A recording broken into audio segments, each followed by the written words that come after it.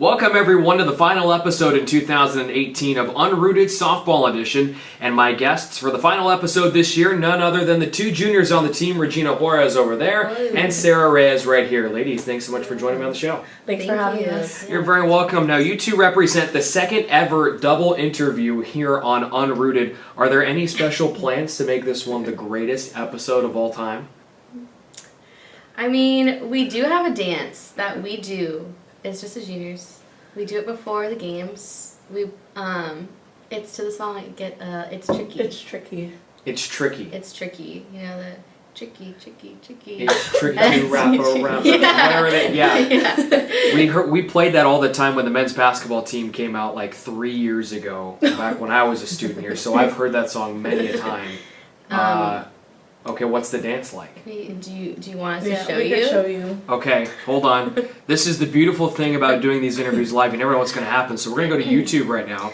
And we're going to pull this up. We're going to pull this up. Oh, here it is. I think it's very vital to rock around that right on top of tricky with the fight. Here we go. Oh, Wow. Didn't even get it right.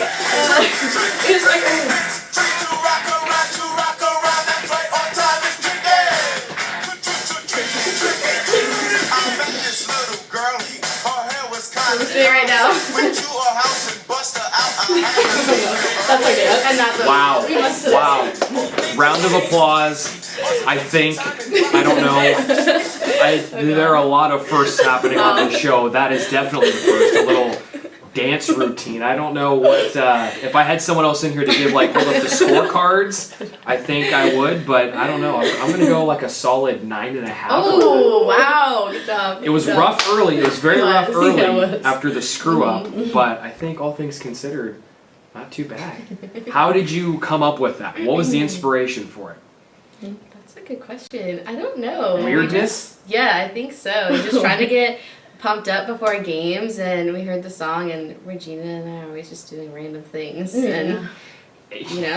Especially Regina. We'll get to that in a little bit. But first, Sarah, I want to start with you. Last year, I had you on the show, and you had some of the longest hair on the entire team, and this year you have gone to a much shorter look. Why the change? I don't know. I grow it out really long, and then I get tired of it and just want to be like, let's just chop it all off. And then I go through these like phases where I just want to be like, oh, let's just do some change. And the first thing I change is my hair, because it's like, yeah, it'll just grow out. So yeah, I wanted a different look, and it's actually grown out a lot more now. So it has, definitely, since picture day for sure. Picture day was like, who is this woman? Yeah. And then you come here and you're like, okay, now I know who you are. Yeah. What do you think of it, Regina? I think it's cool.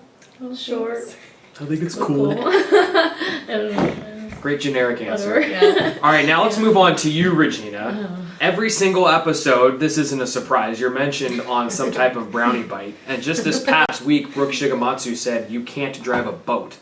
What do you say? Honestly, I'd say driving a boat is easier than driving a car. Like, you really can't run into anything while driving a boat. I think I could drive a boat. You don't think you run into anything on a boat? No. You don't think you're going to run into another boat? No, just go skirt. Skirt. Yeah, because you can't do that with a car, so might as well be able to do it with a boat. Have you driven a boat before? No. So how did you... I can see why you haven't driven a boat before, let's put it that way. You two are the only juniors on this current softball team here at Menlo. Does that help give you two a special bond, knowing you're going to be the two seniors next year? Yeah, we even finish each other's sentences. That wasn't planned at all, was it? No. Like, while we're matching, we didn't even plan that either. Oh my, this is incredible. And you know what, if I was wearing one too, I'd be a junior also. But seriously, like what, I mean, how close are you two being the only two juniors? And I mean, I know obviously everyone on the team, very super close, but you two in particular, having been here for a couple of years. Yeah, I mean, I think we've gotten a lot closer, and I think me coming in like last year, we've definitely gotten closer to each other, and just being able to be the only juniors and having to step up next year is really going to probably make us even closer, and we're going to grow and do it together. It's going to be really cool. Yeah. Two of the few remaining members of the Ohana group from a couple of years ago. You in particular, especially Regina. Now let's talk a little about the team here. The final week of the regular season is here. The Oaks are right in the middle of a very fun playoff run. What's it like to be playing meaningful games this time of year? I think it's just like fun just because we've been working hard all of fall, waking up at 6, then going to practice till 12. Like, it's just showing off all our hard work.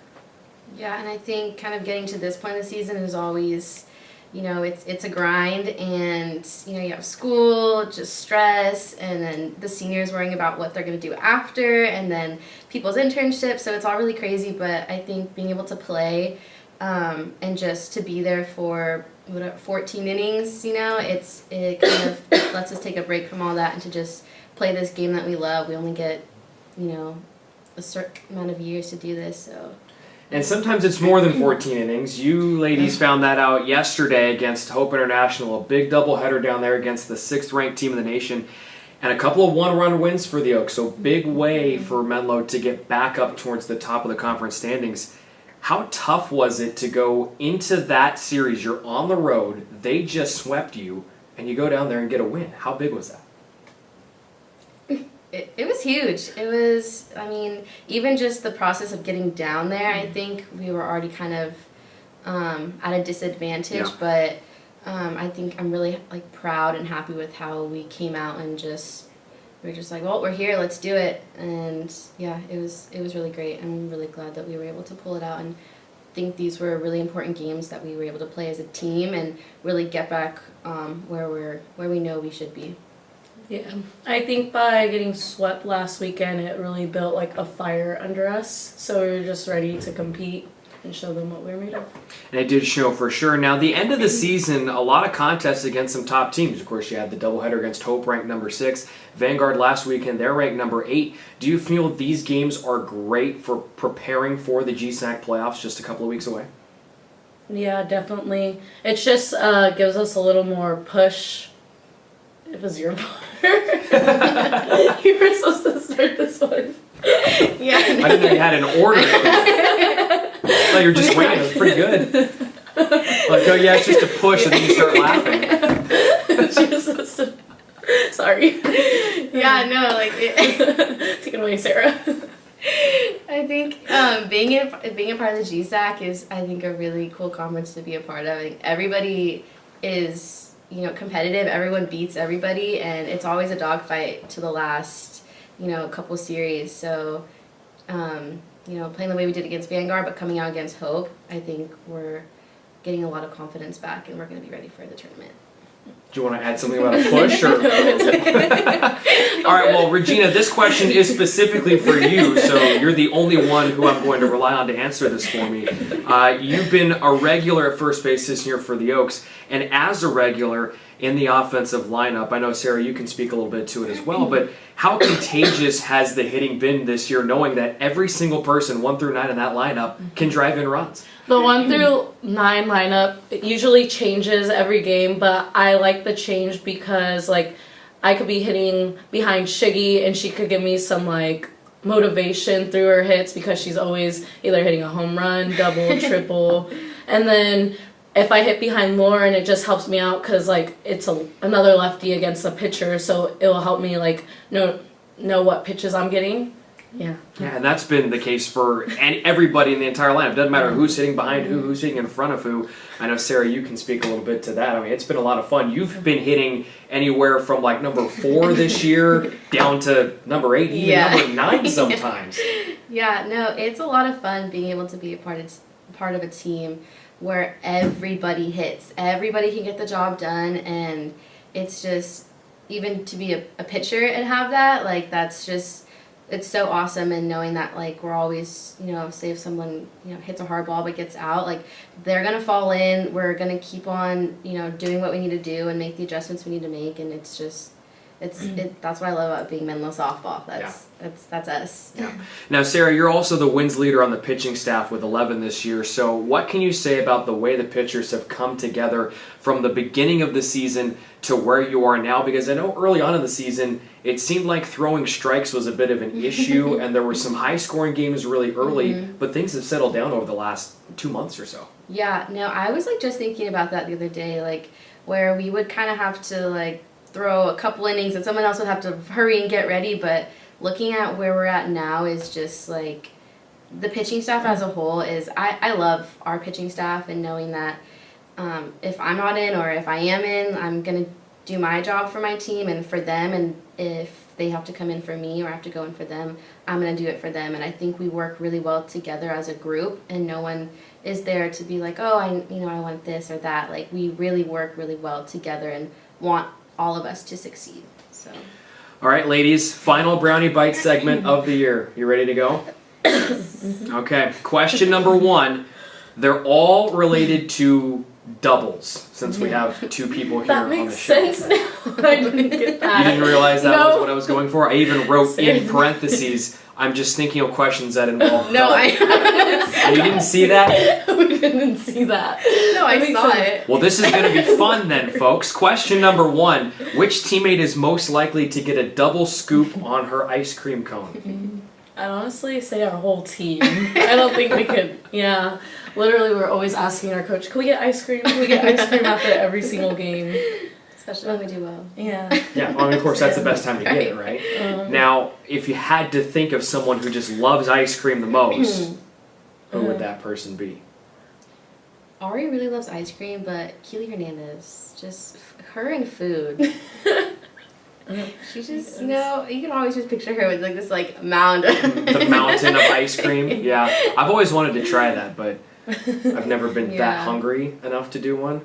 Favorite types of ice cream? Rocky Road. Okay. I'm really bad with favorites, but probably I love banana from Cold Stone. Okay.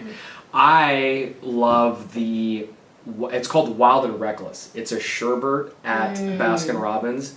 Turns your mouth like blue Oh, is and it? green and Is that's the purple and green one? yeah, it's Yeah. purple. It's got raspberry, green apple, and blue raspberry Wow. all mixed together, and that is the greatest ice cream ever made. Also, cookies and cream isn't too bad either.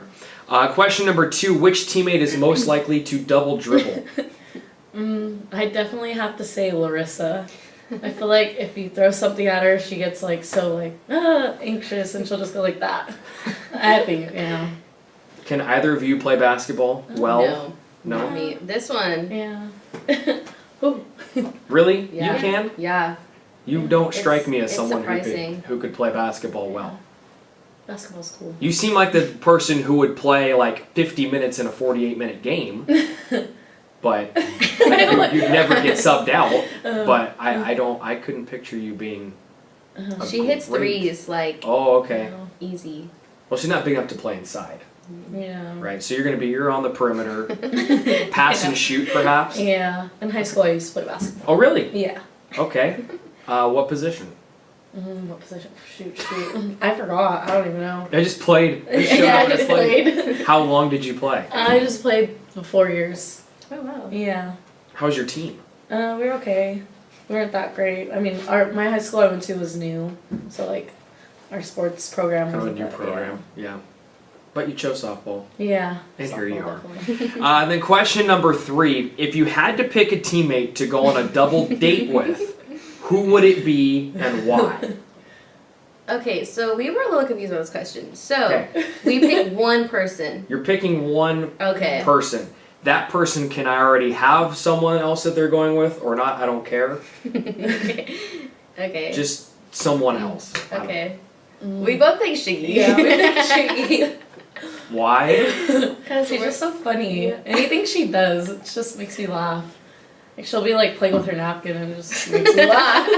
It seems like a lot of the things that you all do together makes everybody laugh. Yeah, Right? we're kind of like a little trio sometimes. Yeah. No, I mean everyone. Um, Like not just you 3, but like Menlo everyone. softball. Menlo Yeah. softball in its entirety. Like everyone is always laughing. You guys are just weird. we're not weird. We're just funny. Yeah, we just love to entertain Gotcha. ourselves. We think everyone's jokes are funny. We think our own jokes are funny. We're doing memes of the day. Memes of the day. That's what it's called, right? Yeah. Memes of the day. Memes of the day. Like, give me a meme, Sarah. Come on. Oh, how many pictures? How do you vocalize a meme? It's just like, Like, have you ever seen the sunglasses girl, like, where she's just like she goes, and then she goes like that? Like, we just do that at practice, and we just make each other laugh like that. Stuff like that, you know? Yeah. I don't even. I You've guess left we're me. we're you've, weird. You've left me completely speechless, and that's a first on the show. I can safely say that is a first. But why not wrap up the show with a first, with me not knowing what to say? So, ladies, thank you for joining me on the show. Really appreciate it. Thanks. You're welcome, folks. The softball team, they're on the road to wrap up the regular season here in 2018. They have just one doubleheader left. It is on Saturday up in Rockland. The Oaks take on the Warriors of William Jessup. Doubleheader starting at 12 o'clock. And then the GSAC Conference Championships. The playoffs will begin on Tuesday, May 1st. It is hosted by Hope International at Vanguard University. The tournament will run 3 days, May 1, 2, and 3. And, never know, I might be down there helping cover out the team, so you might get some live coverage from yours truly. Who knows? But anyways, ladies, good luck at the tournament, and good luck the rest of the way here on the season. That's it for Softball Unrooted this season. We have one more episode of Unrooted coming up next week. It's going to be the final golf episode of 2018, and then we're all done for the 2017-2018 year. So thank you so much for tuning in all season long, and stay tuned in the summer for the summer series, the Menlo Athletics version of Unrooted, where we go behind the scenes. You get to learn about our jobs. Ooh. I don't know if anyone's going to watch, but hey, we'll see. We'll see you then. Take care, everyone. Bye.